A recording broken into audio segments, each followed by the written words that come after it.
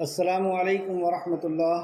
الحمد للہ ان الحمد للہ نحمده ونستعینه ونستغفره ونعوذ باللہ من شرور انفسنا ومن سیئات اعمالنا من يهده الله فلا مضل له ومن يضلل فلا هادي له واشهد ان لا اله الا الله واشهد ان محمدا عبده ورسوله۔ رب اشرح لي صدري ويسر لي امري واحلل عقدة من لساني يفقهوا قولي رب زدني علما رب زدني علما رب زدني علما آمین یا رب العالمین۔ ہر قسم کی تعریف اور شکر اللہ رب العزت کے لیے لائق اور زیبا ہے، جو ساری کائنات کو وجود بخشنے والا، ہر مخلوق کی حفاظت کرنے والا اور ہر مخلوق کی ہر ضرورتوں کا پورا کرنے والا خالق اور مالک ہے۔ درود و سلام ہو انبیاء اکرام پر، خصوصاً نبی مکرم رحمت للعالمین امام الانبیاء محمد صلی اللہ علیہ وسلم پر۔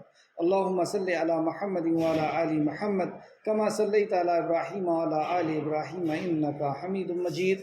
اللہم بارک علی محمد وعلی آل محمد کما بارکت علی ابراہیم وعلی آل ابراہیم انکا حمید مجید۔ معزز سامعین کرام، آج انشاءاللہ سورہ انعام آیت نمبر 141۔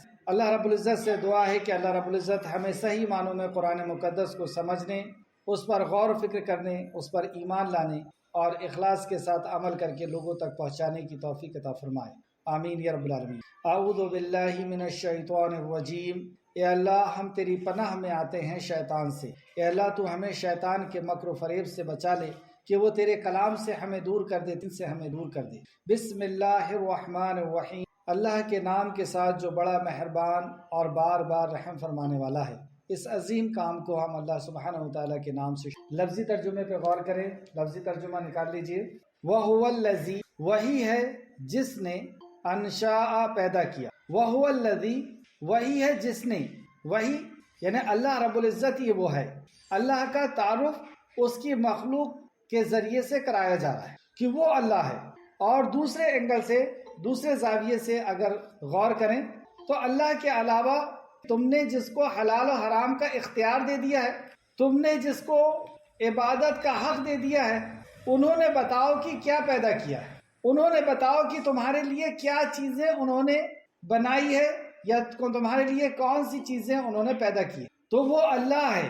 وَهُوَ الَّذِي، وہی ہے جس نے، انشاء پیدا کیا، جنات باغات کو، وہ باغات جس کے بغیر زندگی کا تصور نہیں کیا جا سکتا، معروشات چھتریوں پر چڑھائی جاتی ہیں۔ وہ باغات اور باغات کی اب قسمیں کہ کچھ پھل دینے والی سبزیاں یا پھل ایسے ہوتے ہیں جو چھتریوں پر چڑھائے جاتے ہیں، جن کی بیلیں چھتریوں پر چڑھائی جاتی ہیں، وغیرہ، اور بغیر معروشات چھتریوں پر چڑھائی جانے والی۔ اور کچھ کھیتیاں ایسی ہوتی ہیں جنہیں چھتریوں پر نہیں چڑھایا جاتا، یا کچھ بیلائیں ایسی ہوتی ہیں جنہیں چھتریوں پر نہیں چڑھایا جاتا، وہ زمین پر ہی پھیلتی ہیں، جیسے تربوز اور خربوز وغیرہ۔ اور جو چھتری پہ چڑھائی جاتی ہے، انگور کی بیلائیں وغیرہ۔ والنخل، اور کھجور کے درخت۔ اور کچھ پھل ایسے ہوتے ہیں جو بڑے بڑے درختوں میں ہوتے ہیں، جیسے کھجور کے۔ والنخل، اور کھجور کے درخت۔ والزرع، اور کھیتی۔ اب کھیتی میں بھی کچھ سبزیوں کی کھیتی ہوتی ہے، کچھ اناج وغیرہ کی کھیتی ہوتی ہے، گلوں کی کھیتی ہوتی ہے۔ مختلفاً، مختلف ہیں، اکولہ، پھل اس کے پھل مختلف ہوتے ہیں۔ والزیتون، اور زیتون تو مختلف ہوتے ہیں، یعنی کئی زاویے سے، رنگ کے اعتبار سے، سائز کے اعتبار سے، شیپ کے اعتبار سے، خوشبو کے اعتبار سے، وٹامنز کے اعتبار سے، تو پھل اس کے مختلفاً، مختلف ہوتے ہیں۔ اکولہ، پھل اس کے۔ والزیتون، اور زیتون۔ والرمان، اور انار۔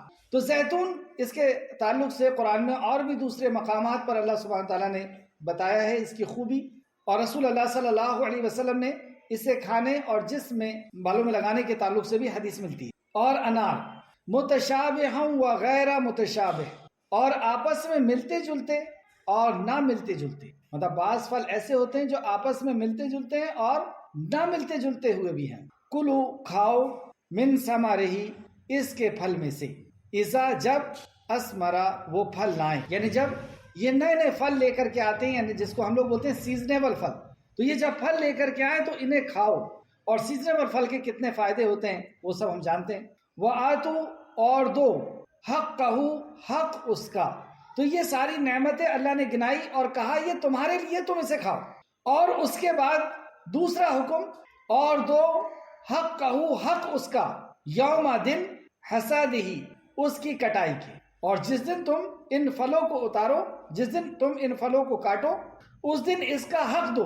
تو بعض علماء کے نزدیک یا مفسرین کے نزدیک یہ جو ہے فرض صدقہ ہے، اور بعض کے نزدیک یہ نفل صدقے ہیں. تو اللہ نے فرمایا اذا جب اسمرا وہ پھل لائیں، وآتو اور دو حقہ حق اس کا یوم دن حصادہ اس کی کٹائی کی، ولا اور نہ تسرفو تم اسراف کرو. یعنی جو مال آ گیا ہے اس میں بھی اسراف نہ کرو، اس کو بیچ کر کے جو دولت ہاتھ آئی ہے، اور یہ بھی اسراف نہیں کہ جو مال آیا اس کو پورا کی پورا ہی لٹا دو. دونوں مالے اس سے لیے گئے ہیں. انہو بے شک وہ لا یحب نہیں وہ پسند کرتا مسرفین اسراف کرنے والوں کو. اس بات پہ آج ہم غور کریں گے کہ اتنی بڑی بات کہہ دی گئی. انہو بے شک وہ کون؟ اللہ سبحانہ و تعالیٰ، وہ ہمارا خالق اور مالک، جس کو راضی کرنے کے لیے، جس کو راضی کرنے کے غرض سے ہی ہمیں پیدا کیا گیا. وہ رب جس نے ہمیں کان، آنکھ اور دل دیا، وہ رب جس نے ہمیں سورج، چاند، زمین اور آسمان دیا، وہ رب جس کی نعمتوں کو نہ گن سکتے، نہ دیکھ سکتے، نہ جان سکتے، جس سے ہم سب سے زیادہ محبت کرتے ہیں، جس رب کو راضی کرنے کی ہم ہر ممکن کوشش کرتے ہیں. اور اس رب کے تعلق سے بتایا جا رہا ہے انہو بے شک وہ لا یحب وہ نہیں پسند کرتا، وہ نہیں محبوب رکھتا، وہ نہیں محبت کرتا مسرفین اسراف کرنے والوں، حد سے زیادہ خرچ کرنے والوں کو، حد سے زیادہ اسراف کرنے والوں. یعنی یہ اسراف ایک ایسا جرم کہ اللہ رب العزت ایسے شخص کو پسند نہیں کرتا. تو ہم میں سے کون ہوگا جو اس بات کو پسند کرے کہ میں اسراف کروں اور اللہ سے دور ہو جاؤں، اللہ مجھے پسند نہ کرے. آیت نمبر 142 وَمِنَ الْأَنْعَامِ اور مویشی میں سے ہیں، مویشی یعنی جانوروں میں سے ہیں، حمولاتن کچھ بوجھ اٹھانے والے جیسے اونٹ اور گھوڑے، وَفَرْشَ اور کچھ زمین سے لگے ہوئے جیسے بکریاں وغیرہ یا چھوٹے اونٹ وغیرہ. کلو کھاؤ مما اس میں سے جو رزقکم اللہ، ولا اور نہ تتبعو تم پیروی کرو خطواتی قدم کی شیطان کی، ولا تتبعو خطوات الشیطان تو تم شیطان کے قدم کی پیروی نہ کرو، یعنی اس کے حکموں پر نہ چلو. انہو بے شک وہ لکم تمہارے لیے عدو دشمن ہے، مبین کھلم کھلا. یہ خبر کس نے دی؟ ہمارے خالق اور مالک نے دی کہ وہ تمہارا دشمن. آئے تفسیر کی طرف، آیت نمبر 141. پچھلی آیتوں کا جو موضوع تھا وہی موضوع ان آیتوں میں بھی ہے کہ جو چیزیں اللہ سبحانہ و تعالیٰ نے تمہارے لیے پیدا کی ہے اور تمہارے لیے اسے حلال کی، تم اپنی مرضی سے اسے حرام نہ کرو، اور جو حرام کرتا ہے اس کے لیے کیسی وعید ہے آج اس کو بھی ہم دیکھیں گے. اللہ کی معرفت سے بات شروع ہوئی. وَهُوَ الَّذِي أَنشَأَ جَنَّاتٍ اور وہی ہے، یعنی وہ اللہ ہے جس نے اسے پیدا کیا، جس نے باغات پیدا کی. یعنی اللہ رب العزت کے علاوہ جنہیں تم نے حلال و حرام کا حق دیا ہے، جن کے نام پر تم اللہ کی دی ہوئی چیزوں کو چڑھاتے ہو کہ یہ پھل بھی اور جانور بھی اللہ سبحانہ و تعالیٰ نے دیے، یہ دولت اللہ نے دی ہے، اور اس کو تم اللہ کے غیر کو چڑھاتے ہو، اور چڑھاتے بھی اس لیے ہو کہ وہ تمہاری حاجتوں اور ضرورتوں کو پورا کریں گے. اور وہ کنہیں چڑھاتے تھے؟ جو خانہ کعبہ کے اندر مجسمے رکھے ہوئے تھے، نبیوں اور ولیوں کے، اور بھی ایسے لوگوں کے جن کی ان کو خود بھی خبر نہیں تھی. تو یہ چیزیں اللہ سبحانہ و تعالیٰ نے پیدا کی ہے.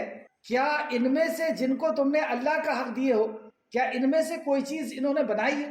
اور آج تک ہم دیکھ لیں کہ آج تو سائنس اور ٹیکنالوجی کا دور ہے، کیا کسی سائنسداں نے بھی یہ دعویٰ کیا، کیا کسی بادشاہ نے یہ دعویٰ کیا جس کی یہ لوگ عبادت کرتے ہیں انہوں نے یہ دعویٰ کیا، یا کسی نے ثابت کیا ہو کہ اللہ سبحانہ و تعالیٰ کے علاوہ بھی کسی اور نے یہ چیزیں پیدا کی؟ اور وہ پیدا کی ہوئی چیزوں کا ذکر یہاں پہ کیا، اور وہی ہے جس نے باغات پیدا کی، وہ ہے تمہارا رب. تم نے کس کو اپنا رب تسلیم کر لیا؟ کس کو اپنا رب یعنی اپنا حاجت روا اور مشکل کشا تم نے سمجھ لیا؟ جو بے جان دھاگا ہے، جو پتھر ہے، جو پیڑ ہے، اور ان پتھروں کو جس سے تم نے کچھ شکلیں تراش لی ہے، تم نے اسے اللہ رب العزت سمجھ لیا، اس کو تم نے اللہ کا حق دے دیا. تو پہچانو تمہارا رب کون ہے.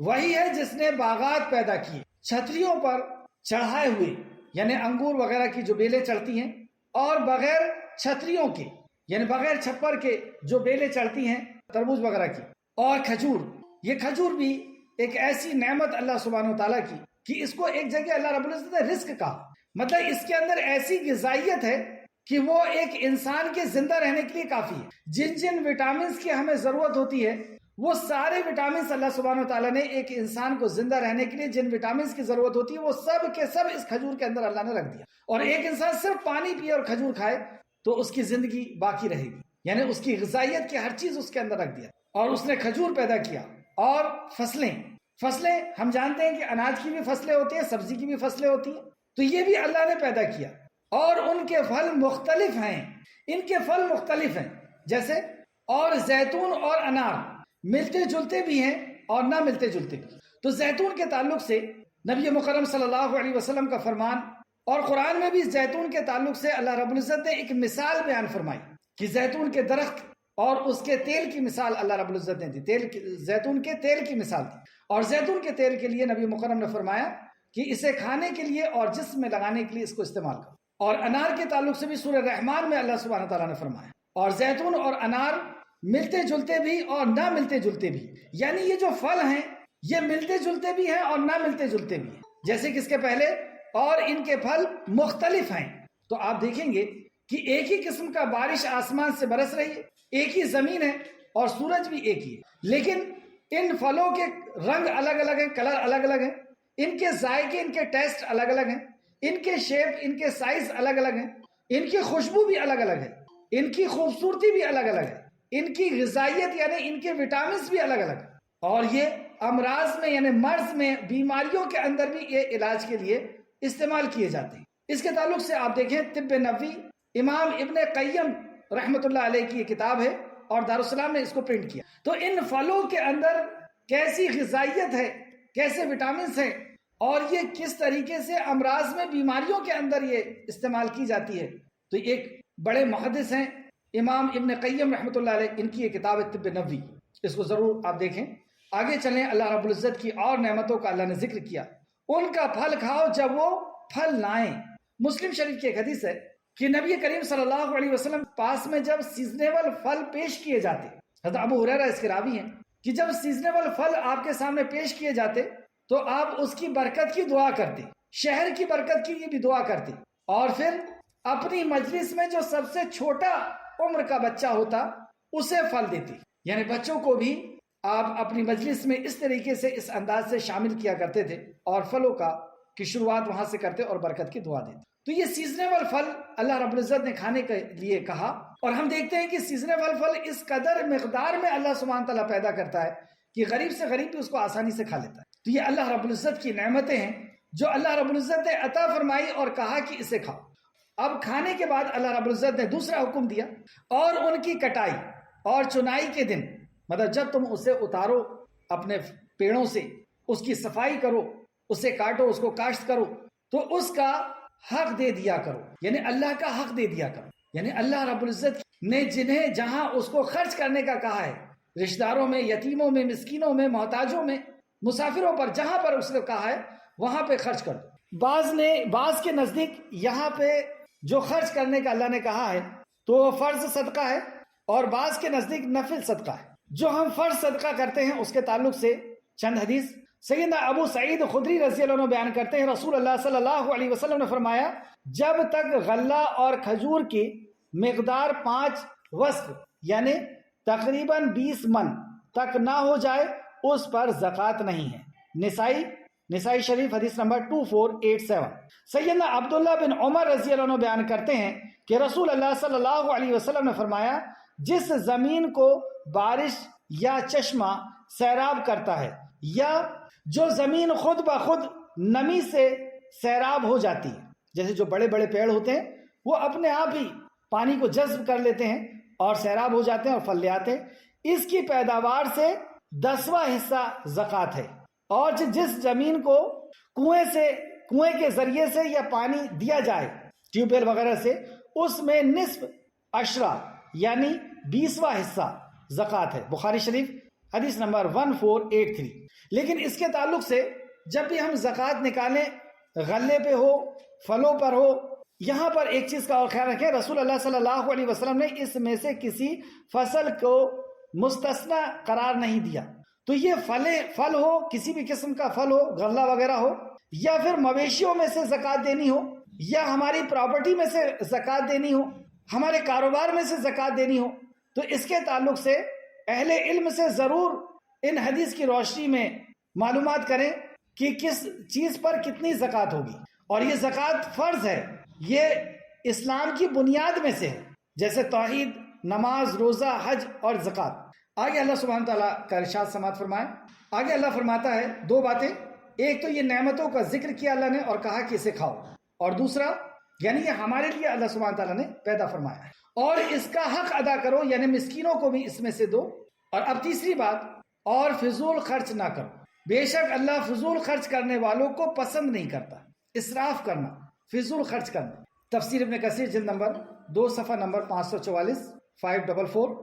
اور بیجا نہ خرچ کرو، یعنی بیجا نہ اڑاؤ، بے شک اللہ بیجا اڑانے والوں کو دوست نہیں رکھتا، یعنی پسند نہیں کرتا. اس کی ایک معنی تو یہ بیان کیے گئے ہیں کہ دین میں اسراف نہ کرو، کیونکہ دستور سے بڑھ کر نہ دو. جیسے کہ حکم ہوا دینے کا تو پورا کی پورا دے کر کے اور خود محتاج ہو جانا، خود زکوٰۃ کے مستحق ہو جانا. اب ایسے لوگ تو نہیں ملتے، لیکن صحابہ اکرام کی زندگی کے اوپر جب ہم نظر ڈالتے ہیں تو اللہ سبحانہ تعالیٰ نے کہا کہ جو مال ہم نے دیا ہے، جو فصل ہم نے دی ہے، اس کو اللہ کے راستے میں خرچ کرو. تو انہوں نے پورا کی پورا ہی خرچ کر دیا. جیسے کہ یہاں پر تفسیر ابن کثیر نے بتایا، ابن جریر بیان کرتے ہیں کہ یہ آیت ثابت بن قیس بن شماس کے بارے میں نازل ہوئی ہے کہ انہوں نے اپنی کھجور کا پھل توڑا، اور کہا کہ آج جو بھی میرے پاس آئے گا میں اسے انہیں کھجور کھانے کے لیے دے دوں گا. حتیٰ کہ شام تک انہوں نے تمام کھجوریں تقسیم کر دی اور ان کے پاس کچھ بھی باقی نہ بچا. تو اس موقع پر اللہ تعالیٰ نے یہ آیت نازل فرمائی. اللہ، یہ تھے ہمارے صحابہ کہ اللہ رب العزت نے حکم دیا اور پورا کی پورا اللہ رب العزت کے راستے میں خرچ کر دیا. تو پھر اللہ رب العزت نے آیت نازل فرمائی کہ پورا نہیں کرنا ہے، اس خرچ کرنے میں بھی اسراف نہیں کرنا ہے. اور اس تعلق سے دوسری بھی مقام پر ہمیں حدیثیں ملتی ہیں کہ پورا خرچ کرنے کا اللہ رب العزت نے نبی مکرم نے منع کیا ہے. لیکن تفسیر ابن کثیر یہاں پہ ایک دوسری بات بھی بیان فرماتے ہیں، لیکن آیت کے سیاق سے بظاہر معلوم ہوتا ہے، یعنی آیت کے آگے پیچھے کے دیکھنے سے یہ معلوم ہوتا ہے کہ اس کے معنی یہ ہے کہ کھانے میں اسراف سے کام نہ لو، کیونکہ یہ عقل اور جسم کے لیے نقصان دہ ہے. مطلب زیادہ کھانا یہ عقل کو اور جسم کو دونوں کو نقصان پہنچا، اس لیے کہ اللہ تعالیٰ نے پہلے یہ فرمایا کہ جب یہ چیزیں پھلیں تو ان کے پھل کھاؤ، پھر آخر میں یہ فرمایا کہ اسراف سے کام نہ لو. اس سے معلوم ہوا کہ یہاں کھانے پینے میں حد سے بڑھنا مراد ہے، جیسا کہ دوسرے مقام پہ اللہ نے فرمایا سورہ آراف آیت نمبر 31 اور کھاؤ اور پیو اور بیجا نہ اڑاؤ. صحیح بخاری میں ہے کہ کھاؤ اور پیو اور حد سے زیادہ نہ بڑھو، لیکن اسراف اور تکبر نہ کرو. تو اللہ رب العزت نے جو نعمتیں دی ہیں اسے کھاؤ اور پیو اور حد سے آگے نہ بڑھو اور تکبر نہ کرو. بعض دفعہ ہم دیکھتے ہیں کہ اسراف میں اس قدر بڑھ جاتے ہیں، اسراف یعنی جتنے سے گزارا ہو سکتا ہے اس سے زیادہ خرچ کرنا، وہ کھانے پینے میں خرچ ہو، پہننے اوڑھنے میں ہو، گاڑیوں میں ہو. اور بعض دفعہ تو آپ دیکھیں گے کہ گاڑی کے نمبر کے لیے پیسے خرچ کرتے ہیں. کیا جواب دیں گے اللہ کو کہ یہ نمبر اس طریقے سے ہونا، 777 ہونا چاہیے، 786 ہونا چاہیے، 111 ہونا چاہیے، اس کے لیے ہزاروں روپے دے رہے ہیں. نکاح اور یا ولیمہ دوسرے مقام پر بھی ہو سکتا ہے، لیکن ایسے مقام پر جا کر کے دینا کہ جہاں سے ہماری شان پتہ چلے، ہمارا اسٹیٹس پتہ چلے، لوگ پتہ چلنا چاہیے ہم کتنے بڑے لوگ ہیں. اور ایسے وقت میں کپڑے اس طریقے سے پہننا اور جوتے وغیرہ اور لباس اور ایسی گاڑیوں کا استعمال کرنا، ایسے میک اپ کا استعمال کرنا کہ دوسروں کو حقیر بتانا، اور یہ سب کیا اسراف نہیں ہے؟ اور اسراف کہیں تو یہ کیا کہتے ہیں جواب میں کہ اللہ نے جو دیا ہے وہ ظاہر کرنا اللہ سبحانہ تعالیٰ کو پسند ہے. تو بالکل صحیح ہے، اللہ نے جو دیا ہے وہ ظاہر کرنا پسند ہے. تو صحابہ بھی تو پسند اس حدیث کو جانتے تھے. کیا صحابہ نے اس طریقے سے کیا، اس طریقے سے میک اپ کیا، اس طریقے سے کپڑوں کے اوپر؟ اور عمر فاروق جیسی ہستی جو خلیفہ وقت ہیں اور 90 مربع میل زمین کے مالک ہیں، خلیفہ ہیں اس کے، لیکن جب یروشلم پہنچتے ہیں مسجد اقصی کی چابی لینے کے لیے، بادشاہ ہیں، 17 پیوند لگے ہوئے تھے آپ کے جسم کپڑے میں، اور بھی دوسرے صحابی عثمان غنی رضی اللہ عنہ اور بھی دوسرے صحابی، تو ان کی زندگی میں تو کچھ اس طرح نہیں دکھتا۔ تو یہ اسراف جب ہم کر رہے ہیں تو یہ آیت ہمارے ذہن کے سامنے ہونا چاہیے۔ بڑی ہوٹلوں میں جا کر کے ہمیں کھانا کھاتے ہیں ہم لوگ ہفتے میں ایک دن، اور جب اس کا بل بنتا ہے تو آپ دیکھیں 1 مہینہ ہم گھر میں کھا سکتے ہیں، یا 1 ہفتہ تو ضرور کھا سکتے ہیں۔ ہم اپنے مہمان کو بلا سکتے ہیں، اپنے رشتہ داروں کو بلا سکتے ہیں، یتیموں اور مسکینوں کو کھلا سکتے ہیں، لیکن گھر میں اگر کوئی مہمان آ گیا تو اس کے بیٹھتے سے پوچھتے ہیں کہ آپ کی واپسی کب ہے۔ قریبی رشتہ دار ہے، کسی مجبوری کی وجہ سے وہ شہر آیا ہوا ہے، کسی کام کی وجہ سے وہ شہر آیا ہوا ہے، اور اس نے اس طریقے کا بھی ہے، کیا یہ اسلام سکھاتا ہے؟ اور ایسا نہ کر کے یہ اسراف کرنا۔ تو جب بھی ہم اسراف کرتے ہیں اور اس قسم کا جب بھی ہم حد سے زیادہ خرچ کرتے ہیں، جتنے میں ہو سکتا ہے کام اس سے زیادہ خرچ کرتے ہیں، تو یہ آیت ہمارے ذہن میں آنا چاہیے کہ جس رب سے ہم محبت کا دعویٰ کرتے ہیں اس رب نے کیا فرمایا، انہو لا یحب المسرفین، کہ بے شک اللہ فضول خرچ کرنے والوں کو پسند نہیں کرتا۔ تو یہ کام کر کے اللہ مجھے پسند نہیں کرے گا، کیا ہمارا دل، ہماری طبیعت اس بات کو گوارا کرے گی کہ میں اس کام کو کر کے اور اپنے رب کو اپنے سے دور کر دوں؟ اللہ رب العزت ہم سب کو توفیق عطا فرمائے، آمین یا رب العالمین۔ آیت نمبر 142، اور پیدا کیے اس نے چوپائے، اور نعمتوں کا ذکر کہ اس نے مویشی جانور بھی تمہارے لیے پیدا کیے، اور پیدا کیے اس نے چوپائے میں سے بوجھ اٹھانے والے۔ اب دیکھیں آپ کہ پہلے کے دور میں تو کوئی گاڑیاں نہیں تھی، یہی تھا ایک شہر سے اور ایک دیش سے دوسرے دیش اور ایک شہر سے دوسرے شہر میں جانے کا راستہ، عمرہ اور حج کرنے کے لیے، اور اپنے تجارتی سامان کو ایک مقام سے دوسرے مقام پر پہنچانے کے لیے، سواریوں کے لیے۔ تو یہ نعمت اللہ سبحانہ تعالیٰ نے تمہیں دی جس سے تم سفر بھی کرتے ہو، اور اس کا دودھ ایک جگہ فرمایا اللہ رب العزت نے۔ اور ہم بھی غور کریں کہ ہم اس جانور کو کیا کھلاتے ہیں، بھوسا، سوکھا ہوا چھلکا، اور اللہ سبحانہ تعالیٰ فرماتا ہے کہ اس میں سے ایک نس جو ہے وہ گوبر کی ہوتی ہے، دوسری خون کی ہوتی ہے، اور اس کے بیچ میں سے صاف شفاف اللہ رب العزت دودھ نکال، جس میں گوبر کی مہک یا خون کی بدبو یا مہک یا ٹیسٹ اس کے اندر نہیں ہوتا۔ جو صاف شفاف ہوتا ہے اور خوشبو والا ہوتا ہے، ٹیسٹ والا ہوتا ہے، وہ اللہ سبحانہ تعالیٰ نے تمہیں دیا۔ اس کے اون سے بھی فائدہ اٹھاتے ہیں، ان کی ہڈیوں سے بھی، ان کی سینگ سے بھی، اور ان کے چمڑوں سے بھی، گویا کہ ہر چیز سے فائدہ اٹھایا جاتا ہے۔ اور پیدا کیا اس نے چوپائے میں سے بوجھ اٹھانے والی، اور زمین سے لگے ہوئے بکریاں، بھیڑ وغیرہ، اور اللہ نے تمہیں جو رزق دیا ہے اس میں سے کھاؤ۔ پھر ہمیں اجازت دی کہ اللہ نے تمہارے لیے دیا ہے، تم اس سے کھاؤ اور اللہ کا شکر ادا کرو، اور شیطان کے قدموں کی پیروی نہ کرو۔ وہ دوسرے مقام پہ فرمایا کہ یہ نعمت دے کر کے اللہ سبحانہ تعالیٰ ہم سے کیا مطالبہ کرتا ہے؟ صرف ایک مطالبہ، کہ تم اللہ کا شکر ادا کرو، اللہ کے غیر کا شکر ادا مت کرو۔ یہی اس کا مطلب ہوا۔ اور اس کو کفر کہا کہ تم اپنی ڈگری کو اس کا کریڈٹ دے دو، یا اپنی صلاحیت کو، اپنی طاقت کو، اپنے پیر و مرشد کو، اپنے پتھروں کو، اپنے دھاگوں کو اور اپنے آستانوں کو دیا اللہ سبحانہ وتعالیٰ نے ہے، تم اس کو الحمدللہ کہہ دو، یہ اس کا بدلہ ہو گیا۔ رسول اللہ صلی اللہ علیہ وسلم نے فرمایا کہ جو نعمت اللہ نے دی ہے اس میں تم نے الحمدللہ کہہ دیا، گویا کہ اس کی قیمت تم نے ادا کر۔ لیکن اگر اس کریڈٹ کو کسی اور کو دے دیا تو یہ وَإِن كَفَرْتُمْ کفر، اور پھر کہا کہ عذاب لشدید، تو اس کے لیے عذاب بھی ہے۔ تو اللہ نے تو جو رزق دیا ہے اس میں سے کھاؤ، اور شیطان کے قدموں کی پیروی نہ کرو۔ اب یہ شیطان کے قدموں کی پیروی جو پیچھے کلاس میں جا چکی، پچھلی آیتوں میں ہو چکی، کہ شیطان یہ کہتا ہے کہ فلاں تمہارے لیے حرام ہے، وہ جانور تمہارے لیے حرام ہے، یا اس کے پیٹ میں جو بچہ ہے وہ مردوں کے لیے حرام ہے یا عورتوں کے لیے حرام ہے، اگر وہ مر گیا تو مرد عورتوں کے لیے حلال ہو گیا، اس کے کان کاٹ دو اور اس کو فلاں بت کے نام پر چھوڑ دو، اور اس کا دودھ بھی نہیں پینا ہے اور اس کا پیٹ پر بھی نہیں بیٹھنا ہے، اور اس طریقے سے الگ الگ نام رکھ کر کے تم شیطان کی پیروی مت کرو۔ یہ شیطان ہے جو تمہیں اللہ کے حلال و حرام سے تمہیں دور کرتا ہے۔ تو فرمایا اللہ نے تو جو رزق تمہیں دیا ہے اس میں سے کھاؤ، اور شیطان کے قدموں کی پیروی نہ کرو، بے شک وہ تمہارا کھلا دشمن ہے۔ یہ خبر اللہ سبحانہ وتعالیٰ نے ہمیں دی۔ ہم دوسروں کو دشمن سمجھتے ہیں، لیکن اللہ نے جسے خبر دی اسے دشمن نہیں سمجھ رہے، اس لیے اس کو پہچاننے کی بھی ہم کوشش نہیں کرتے کہ وہ ہمارا دشمن ہے۔ ہم کیسے پہچانے شیطان، اور اس سے پھر ہم کس طرح بچیں، اس سے بچنے کا کیا طریقہ ہے، کون شیطان سے بچ سکتا ہے؟ تو شیطان کو کیسے پہچانیں گے؟ کیونکہ شیطان دو قسم کے ہوتے ہیں، ایک صرف وسوسہ کرتا ہے جو جناتوں میں سے ہوتے ہیں، اور ایک شیطان انسانوں میں سے ہوتے ہیں، وہ ہم سے دوستی کرتے ہیں اور دوستی کے آڑ میں وہ ہم سے اللہ کی نافرمانیاں کراتے ہیں۔ تو کیسے پہچانیں گے جو وسوسہ آ رہا ہے یہ شیطان کی طرف سے یا فرشتے کی طرف سے؟ جو ہمارے ساتھ میں رہ رہا ہے وہ شیطان فطرت کا ہے یا مومن ہے؟ تو شیطان کو پہچاننے کا صرف ایک ہی راستہ کہ وہ اللہ کی نافرمانی کی طرف اکساتا ہے۔ تو یہ ہم کیسے جانیں گے کہ اللہ کی نافرمانی کی بات کر رہا ہے؟ اس کے لیے علم کی ضرورت۔ اس لیے اللہ سبحانہ تعالیٰ نے سب سے پہلا جو حکم نازل کیا وہ اقرا کیا، پڑھ۔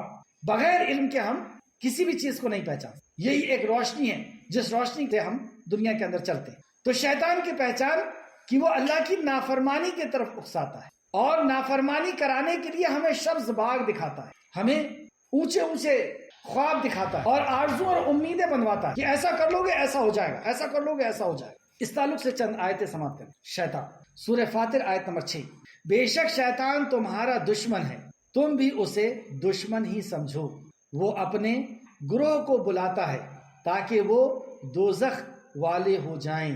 وہ اپنے گروہ کو بلاتا ہے، دیکھیں پورا ٹیم بنا کر کے اور ایک منظم طریقے سے ایک پلاننگ کے ساتھ وہ کام کرتا ہے۔ ایک تو جیسی بندہ پیدا ہوتا ہے بچہ، اس کے ساتھ ایک شیطان لگا دیتا ہے۔ ایک شیطان تو لگا دیا اور فری نہیں ہو رہا۔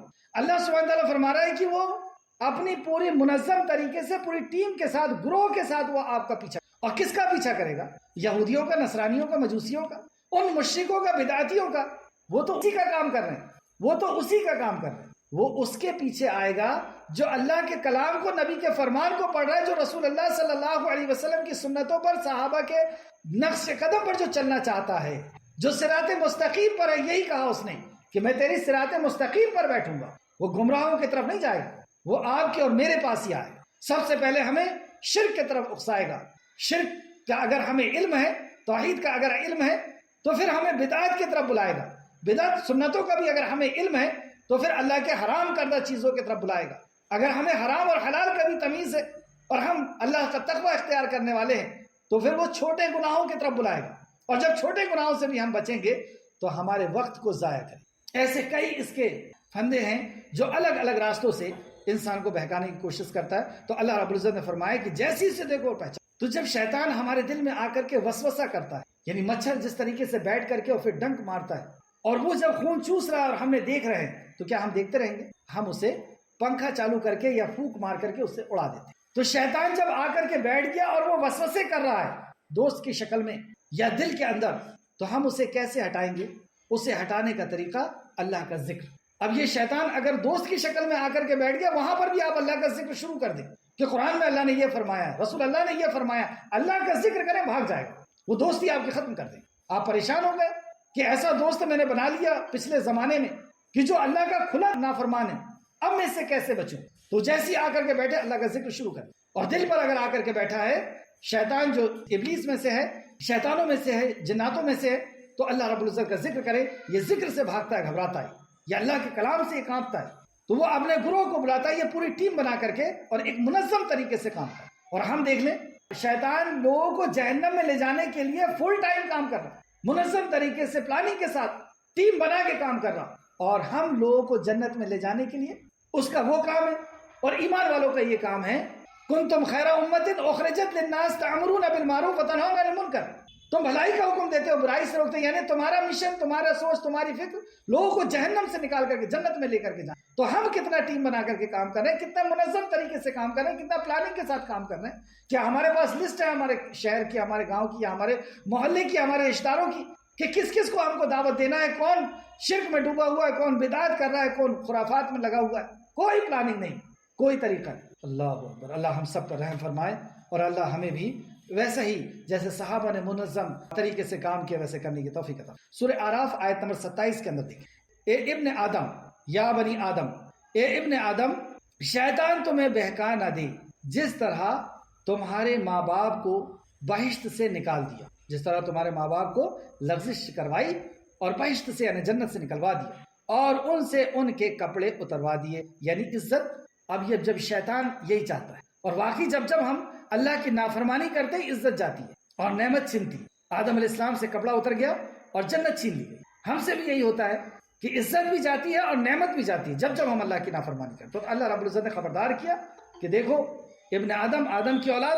کہیں تمہارے ساتھ بھی ایسا نہ ہو جائے۔ سورہ کہف پہ اللہ نے غیرت دلائی، غیرت فرمایا سورہ کہف آیت نمبر 50 کے اندر، کیا تم اس کو اور اس کی اولاد کو میرے سوا دوست بناتے ہو؟ اللہ، وہ خالق کائنات اس کو چھوڑ کر کے تم اس شیطان کو دوست بناتے؟ کتنی بڑی غیرت کی بات کہ ہم اپنے خالق اور مالک کو چھوڑ کر کے، اس کی دوستی کو چھوڑ کر کے، اور اس کی دوستی کیسے حاصل ہوگی؟ ایمان سے، ولی الذین آمنوا، تو کیا تم اس کو اور اس کی اولاد کو میرے سوا دوست بناتے ہو جبکہ وہ تمہارا دشمن ہے؟ اتنی بھی عقل نہیں، تمہارا دشمن ہے۔ سورہ کہف آیت نمبر 50۔ چلیں آیت میں واپس آئیں۔ اللہ نے تمہیں جو رزق دیا ہے اس میں سے کھاؤ اور شیطان کے قدموں کی پیروی نہ کرو۔ شیطان کے قدموں کی پیروی میں ایک یہ بھی چیز آتی ہے، اسراف کرنا، حد سے زیادہ خرچ کرنا، فضول خرچی، جس یہ شیطان کے بھائی ہیں، فضول خرچی کرنے والے یہ شیطان۔ تو اللہ نے تمہیں جو رزق دیا ہے اس میں سے کھاؤ اور شیطان کے قدموں کی پیروی نہ کرو، بے شک وہ تمہارا کھلا ہوا دشمن۔ یہ ہمارے رب نے ہمیں خبر۔ آیت نمبر 143۔ یہ 8 قسم کے جانور ہیں، یہ 8 قسم کے جو مویشی ہیں۔ یہاں پر اللہ رب العزت نے مشرکین مکہ کو کچھ جانوروں کا، جو مشرکین مکہ نے کچھ جانوروں کو حرام کر دیا تھا، تو اس آیت میں اللہ رب العزت نے ان سے دلیل مانگا کہ یہ جانور ہیں، یہ جانور ہیں، کیا تم اس وقت تھے وہاں؟ اللہ کے حلال کو تم نے حرام کیسے کر لیا اور اللہ کے حرام کو تم نے حلال کیسے کر لیا؟ یہ 8 قسم پیدا کی ہے، 2 بھیڑ میں سے یعنی میل اور فیمیل، اور 2 بکریوں میں سے بکرا اور بکری۔ اے نبی کہہ دیجئے کیا اس نے دونوں کے نر حرام کیے کہ فلاں نر جو ہے وہ حرام ہے، یعنی جو نر اتنے بچوں کا باپ ہو جائے اب اس کو فلاں بت کے نام پر چھوڑ دیا جائے، اس کے اندر اتنی صلاحیت تھی، اب نہ اس کو کھائیں گے، نہ اس کو سواری کے لیے، کھیت کو سیدھا کرنے کے لیے اس کو استعمال کیا جائے، کچھ نہیں۔ تو اللہ سبحانہ تعالیٰ نے پوچھا کہ وہ بھیڑ اور وہ بکریاں، اے نبی کہہ دیجئے کہ کیا اللہ نے دونوں کے نر حرام کیے ہیں یا دونوں کی مادائیں؟ اب تم نے مادہ کے تعلق سے بھی کہا، فیمیل کے تعلق سے بھی، کہ یہ اتنے بار اگر فیمیلز کو پیدا کر دیں، 5 بار پیدا کر دیں یا 7 بار کر دیں تو ان کو بھی فلاں بت کے نام پہ چھوڑ دو۔ تو اللہ نے کہا کہ کہاں کیا ایسا بتاؤ؟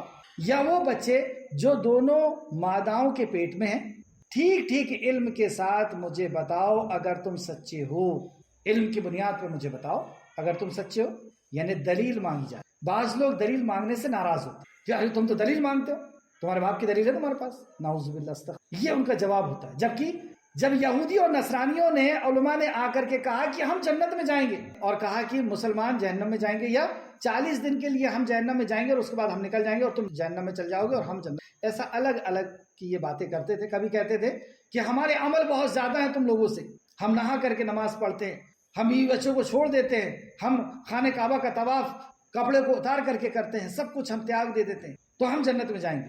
اللہ سبحانہ وتعالیٰ نے جب انہوں نے کہا کہ ہم جنت میں جائیں گے تو اللہ رب العزت نے جبرائیل علیہ السلام کو پہنچا دیا اور کہا ہاتوا برہانکم ان کنتم صادقین، اگر تم سچے ہو تو دلیل پیش۔ تو دلیل کون مانگ رہا؟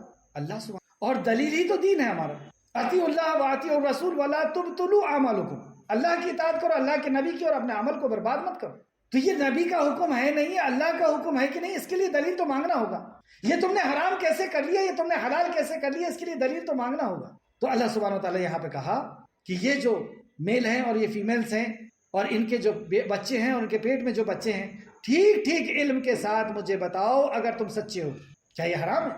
اور پھر آگے اللہ سبحانہ تعالیٰ نے دوسری آیت کے اندر فرمایا، آیت نمبر 144، اور 2 اونٹوں میں سے، اونٹوں میں کی میل اور فیمیل، اور 2 گایوں میں سے، اس کے بھی میل فیمیل، کہہ دیجئے کیا اللہ نے دونوں کے نر حرام کیے ہیں یا دونوں کی مادائیں؟ بتاؤ، ان میں سے تم نے کسی کے کان کاٹ کے چھوڑ دیے، کسی کو کالا کہہ کر کے چھوڑ دیا، کسی کو کچھ کہہ کر کے چھوڑ دیا، کسی کو 11ویں کے لیے، کسی کو فلاں کے لیے، کسی کو فلاں کے لیے، بتاؤ اللہ نے حرام کیا اس کو، کیسے تم نے اپنے اوپر حرام کر لیا اس کو؟ کہہ دیجئے کیا اللہ نے دونوں کے نر حرام کیے ہیں یا دونوں کی مادائیں، یا وہ بچے جو دونوں ماداؤں کے پیٹ میں ہیں، کیا اسے حرام کیا؟ کیا تم اس وقت حاضر تھے جب اللہ نے تمہیں یہ تاکیدی حکم دیا تھا؟ کیا تم اس وقت حاضر تھے جب اللہ رب العزت نے ان جانوروں کو میں سے کچھ کو حلال اور کچھ کو حرام کیا تھا؟ تمہارے پر وحی نازل ہوئی تھی، اللہ نے تم سے مشورہ کر لیا تھا، یا تمہارے پر وحی نازل کر دیا تھا، یا نبی مکرم کے اوپر وحی نازل کر رہا تھا، تم اس وقت حاضر تھے، لوح محفوظ میں اپنا قانون لکھ رہا تھا، تم اس وقت حاضر تھے؟ کس بنیاد کے اوپر تم نے اس کو حلال و حرام کیا؟ انداز دیکھ رہے ہیں آپ؟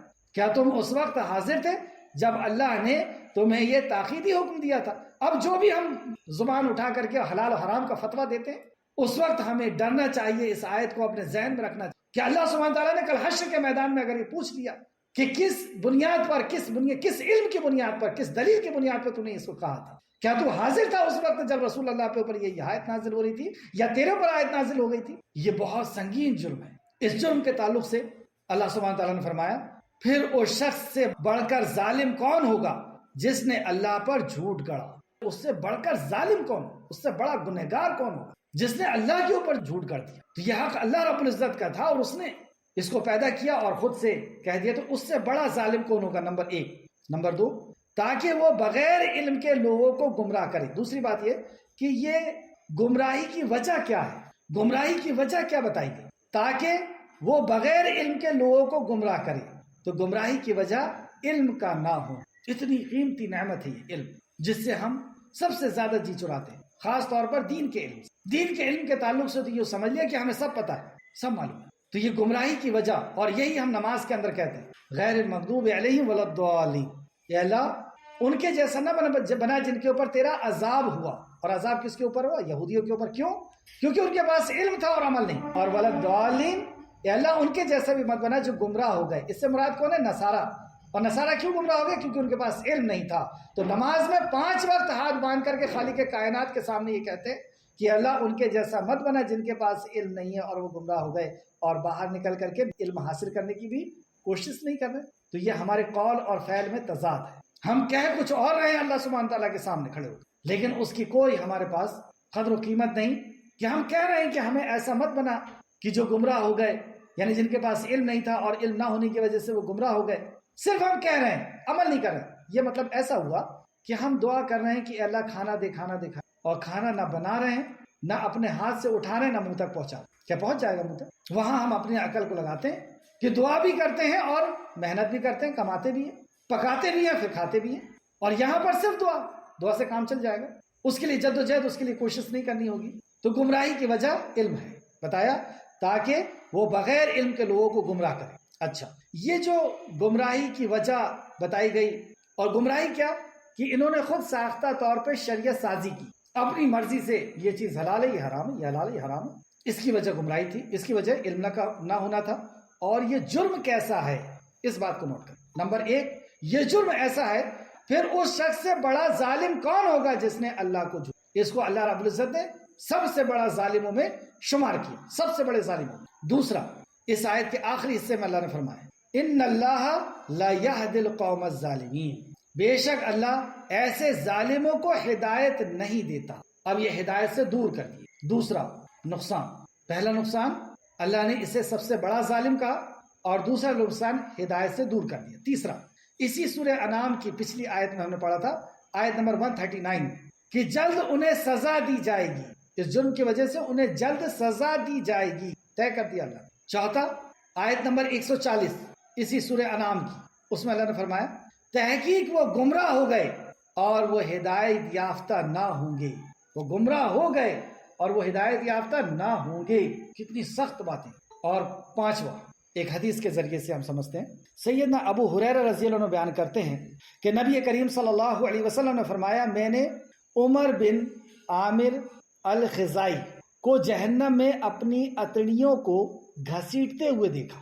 رسول اللہ صلی اللہ علیہ وسلم فرما رہے ہیں کہ میں نے جہنم میں عمر بن عامر الخزائی کو جہنم میں اپنی اتڑیوں کو گھسیٹتے ہوئے دیکھا۔ یعنی جہنم میں موت تو نہیں، اب اس کو جہنم میں ڈالا گیا، اس کی اتڑی پھٹ کر کے باہر آ گئی، اور جب وہ باہر آ گئی اور لتڑنے لگی زمین پر، تو رسول اللہ فرماتے ہیں کہ میں نے اس کو سمیٹتے ہوئے دیکھا، ایسا سخت عذاب۔ اور پھر آگے نبی مکرم صلی اللہ علیہ وسلم نے فرمایا، سب سے پہلے بتوں کے نام پر چھوڑے گئے جانور اسی نے چھوڑے تھے۔ یعنی اس حلال کو حرام اور حرام کو حلال کرنا یہ اسی نے شروع کیا تھا، اسی نے سب سے پہلے فلاں جانور جو ہے سابی ہے اور وسیلہ ہے اور حامی ہے، اسی نے طے کیا، اسی نے اللہ کے حلال کو حرام اور حرام کو حلال کیا تھا۔ تو رسول اللہ نے فرمایا کہ میں نے اس کو جہنم میں دیکھا کہ اپنی اتڑیوں کو سمیٹتا ہوا پھر رہا ہے۔ بخاری شریف حدیث نمبر 4623۔ ایک اور حدیث دیکھیں، رسول اللہ صلی اللہ علیہ وسلم نے فرمایا، اللہ تعالیٰ فرماتا ہے، میں نے اپنے بندوں کو دین حنیف پر پیدا کیا۔ یعنی بچہ دین حنیف پر پیدا ہوتا ہے، مسلمان پیدا ہوتا ہے، لیکن شیطانوں نے انہیں بہکا دیا اور ان پر ان چیزوں کو حرام کر دیا جن کو میں نے حلال کیا تھا، اور انہیں حکم دیا کہ وہ میرے ساتھ ان کو شریک ٹھہرائیں جن کے شریک ہونے میں میں نے ہرگز کوئی سند نازل نہیں کی۔ دو باتیں اس میں غور کرنے کی ہے کہ میں نے فطرت پہ پیدا کیا تھا، اور شیطان کا ٹارگٹ بتایا گیا کیا ہوتا ہے۔ دو ٹارگٹ ہوتے ہیں کہ اللہ نے جو حلال کیا تو اس کو حرام کر لے، جو حرام کیا اسے حلال کر لے، اور شرک میں ڈبا دے۔ بچہ مومن پیدا ہوتا ہے، فطرت پہ پیدا ہوتا ہے، حنیف پہ پیدا ہوتا ہے، لیکن شیطان اس کے پاس ان دو ٹارگٹ کے ساتھ آتا اور اس کو اللہ رب العزت سے دور کر دیتا ہے۔ حدیث کو پھر سے دیکھیں، لیکن شیطانوں نے انہیں بہکایا اور ان پر ان چیزوں کو حرام کر دیا جن کو میں نے حلال کیا تھا، اور انہیں حکم دیا کہ وہ میرے ساتھ ان کو شریک ٹھہرائیں جن کے شریک ہونے کے لیے میں نے ہرگز کوئی سند نازل نہیں کی۔ مسلم شریف حدیث نمبر 2865۔ آخر میں اللہ سبحانہ وتعالیٰ سے دعا ہے کہ خالق مالک جب تک ہمیں زندہ رکھ، حلال و حرام کی تمیز کے ساتھ ہمیں زندہ رکھ۔ اے اللہ تو ہمیں علم حاصل کرنے کی تو توفیق عطا فرما۔ اے اللہ جب تک تو ہمیں زندہ رکھ، طالب علم بنا کر کے زندہ رکھ، تاکہ ہم تیرے فرشتوں کی اور سارے مخلوق کی دعا کے بنے رہیں۔ اے اللہ جب تک ہمیں زندہ رکھ، اس علم پر عمل کے ساتھ ہمیں زندہ رکھ، ہمارا خاتمہ بالخیر فرما، اور نیکوکاروں کے ساتھ ہمارا شمار فرما دے۔ آمین یا رب العالمین۔ اللہم صلی علی محمد وعلی آل محمد کما صلیت علی ابراہیم وعلی آل ابراہیم انک حمید مجید۔ اللہم بارک علی محمد وعلی آل محمد کما بارکت علی ابراہیم وعلی آل ابراہیم انک حمید مجید۔ آمین یا رب العالمین۔ السلام علیکم ورحمۃ اللہ وبرکاتہ۔